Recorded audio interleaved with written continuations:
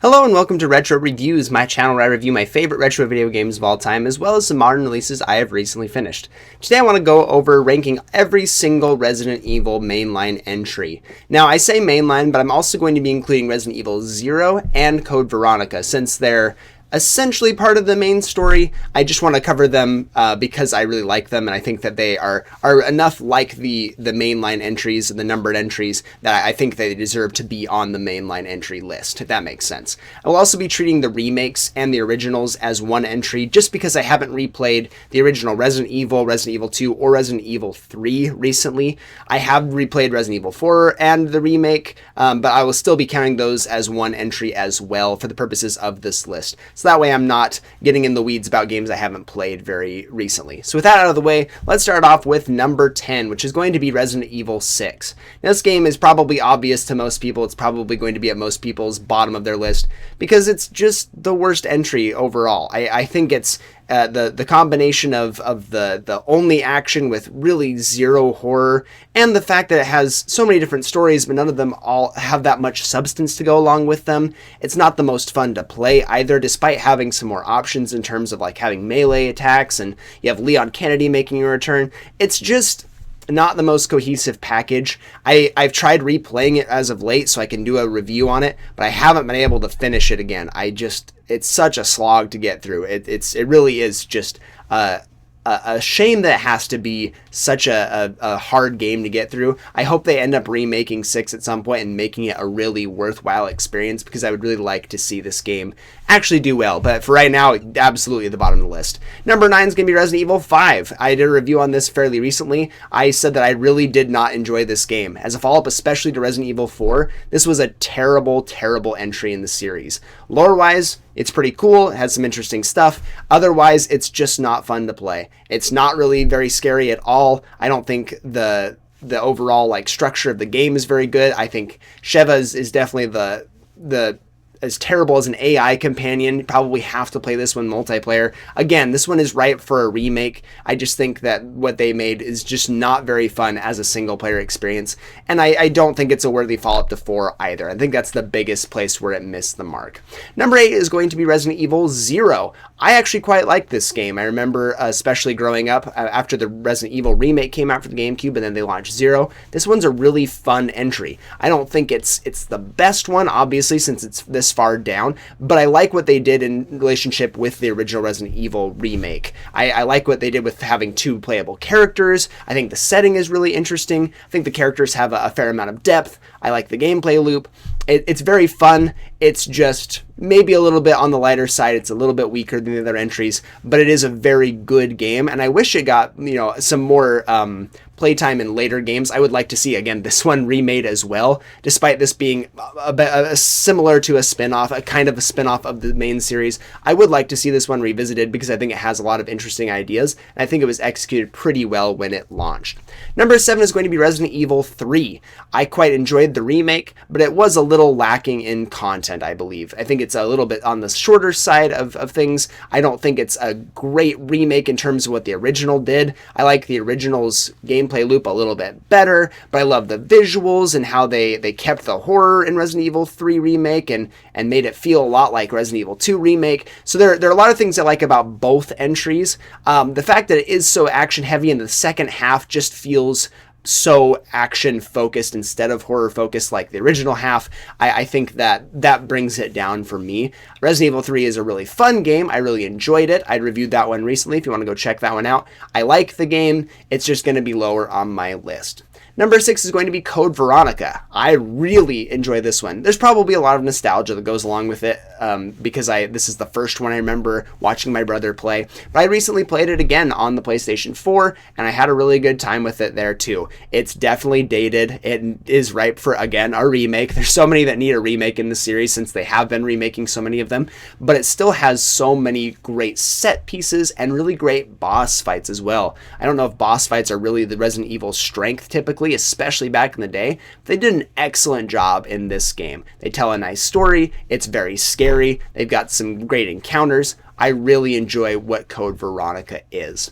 Next on my list, number 5 is going to be Resident Evil Village, or Resident Evil 8. This is a continuation of the reboot from Resident Evil 7 Biohazard. This continues Ethan Winters' story. Recently I heard that the original storyline for Resident Evil 8, they were not going to go with an Ethan Winters story. They were going to go a different direction, but because of how 7 worked out and because of some of the things that they were doing experimenting, they just ended up using him because it was just a nice continuation of the story. I'm glad that they did, because I think Ethan Winters is a fantastic protagonist.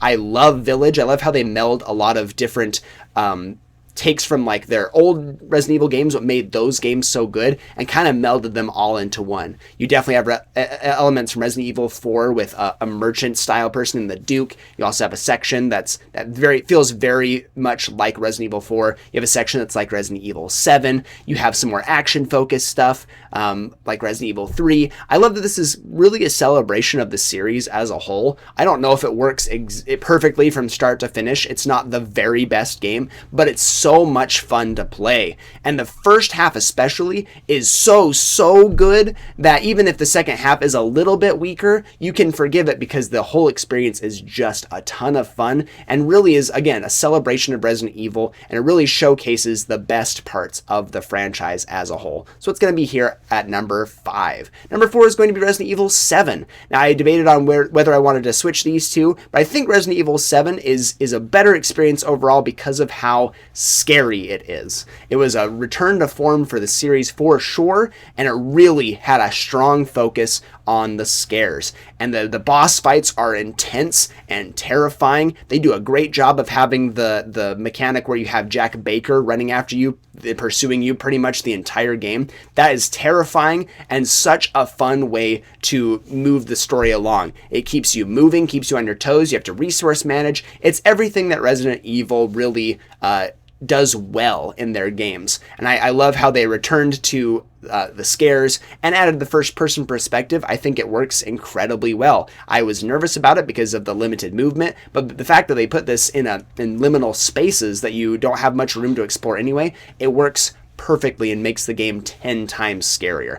I love this one. I'm excited to go back and play it again. I plan on playing it pretty soon because Resident Evil 7 is a great time. Number 3 is going to be Resident Evil Remake on the GameCube. Like I said, I'll be treating this one just like the original as well, but the remake is the one I want to focus on because I replayed this one, I think a couple years ago now, and it was the first time I actually finished the game. I'd played a bunch of it, I'd watched my brother play through the entire thing, but beating it myself was such a fun time. This game is more challenging to go back and play because it has the tank controls and the fixed camera angles, but for being a game that came out, I think 2002 on the GameCube, it still plays remarkably well today. Tank controls are typically fairly unreliable, but in that game, they actually managed to make them pretty passable. It still plays well. If you play the HD version on PlayStation 4, Xbox One, it plays like a dream. It's really fun to play. I love the additional things they added to make it distinct from the original. You've got Lisa Trevor, who's a terrifying and sad enemy that you encounter multiple times. Crimson Heads are horrifying. I really love the boss encounters in this game. The way that they brought everything up into the GameCube generation in terms of the scares. You have the giant snake that is still terrifying to this day. I just really love what they did with this game. The original Spencer Mansion is iconic for a reason. It is a really tight spaces, lots of fun puzzles to solve. I love the lore behind this game especially. This is a great introduction to the series, and I still love it to this day, so it's going to sit at number 3. Number 2 is going to be Resident Evil 2, specifically again the remake, since that's the one I've most recently played. This was one of the best return to forms for the third-person franchise that we could have possibly wanted. This was Capcom saying, we really need to make Resident Evil capitalize on like Resident Evil 7 and the success it's going, and let's get back to form with remakes of these games that you don't really have any chance to play. They didn't have them ported over to newer consoles. Let's just make a remake. And it was a brilliant idea. Leon Kennedy is the best protagonist in the series by far. I love Leon's story. I love that we get to see his origin too. If you've played Resident Evil 4 and you love that game, but you hadn't played Resident Evil 2, the original, you wouldn't know his origin story. So remaking that was a really fantastic idea for the first remake in the modern era of games. And it plays exactly the way you want it to. The combat is especially solid, especially with how you don't have like perfect aiming. You have to hold still, but the zombies are more terrifying and harder to hit. And so like making sure that you're hitting your shots is so vital in this game. I love getting chased by Mr. X. I love the lickers. They're terrifying, hanging from the ceiling. All those encounters are always so horrifying and so much fun to finish and beat. The storyline is fantastic from start to finish. I love that you have Claire Redfield as well as a character that you can play as. This game is fantastic, and they did a great job remaking it. I love Resident Evil 2, and if it weren't for Resident Evil 4, this would definitely be at the top of my list. But of course, number one is going to be Resident Evil 4. Now, this is the one where if I was treating the original and the remake as separate entries, I would put the remake right below Resident Evil 2 Remake and the original at number 1. But since I'm treating them as the same, I'm just going to be talking about them here. I just wanted to clarify that since those are the ones I've actually played both of them as of very late. Resident Evil 4 is the perfect Resident Evil game. It blends horror and action in the perfect way. It has beautiful, fantastic set pieces. It has the most interesting enemies. It has probably the most interesting story as well. I love the setting. I really love everything about this game. The way you collect treasure, the merchant is so iconic, one of the best NPCs of all time. The treasure system is fantastic in both games. Even though they're different, they're both really interesting and intricate and fun. I love the sense of exploration you have. The boss fights are top notch and the best in the series. Occasionally they don't hit quite as hard as some of the other ones, but on the whole they are easily the best in the entire franchise. Resident Evil 4 is everything that I love about horror games and about Resident Evil as a whole. So that's going to do it for my list. Let me know in the comments down below what you think of my list and what you would rank for your Resident Evil games list. Thank you so much for watching, and I'll see you on the next one.